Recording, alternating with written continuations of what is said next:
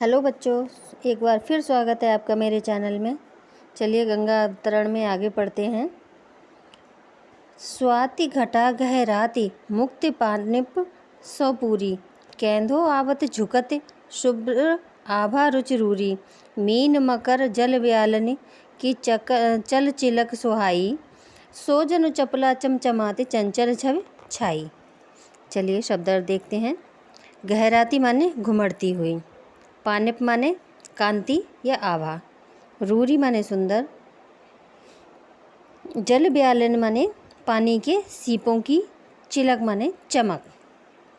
यहाँ कवि ने ब्रह्मा जी के कमंडलू से अपार वेग के साथ निकलती हुई गंगा का ओजपूर्ण वर्णन किया है।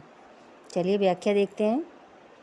स्वाति घटा गहरात मुक्ति पानिप सुपूरी, कैंधो आवत झुकत शुभ्र आभा रुचि रूरी। यानी आकाश से धरती पर उतरती हुई गंगा जी को की श्वेत धारा है ना, शुभ्र आभा मतलब श्वेत धारा को देखकर ऐसा लगता है मानो मोतियों की आभा, पानिप मुक्ति पानिप यानी मोतियों की आभा से पूरी यानी परिपूर्ण, स्वाति नक्षत्र, स्वाति घटा यानी स्वाति नक्षत्र के मेघों का समूह घुमड़ रहा हो।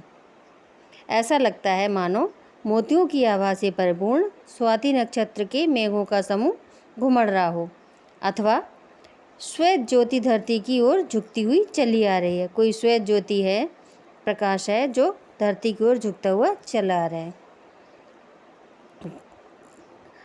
मकर मीन जल व्यालन की चल चिलक सुहाई, गंगा के निर्मल जल में मछलियों, मगरमच्छों और जल सर्पों की चंचल चमक ऐसे शोभा पा रही है।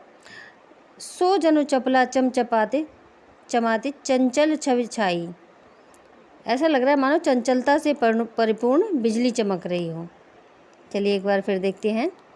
आकाश से धरती पर उतरती हुई गंगा की श्वेत धारा को देखकर ऐसा प्रतीत होता है मानो मोतियों की आभा से परिपूर्ण स्वाति नक्षत्र के मेघों का समूह घुमड़ रहा हो, अथवा सुंदर श्वेत ज्योति धरती की ओर झुकती हुई चली आ रही है।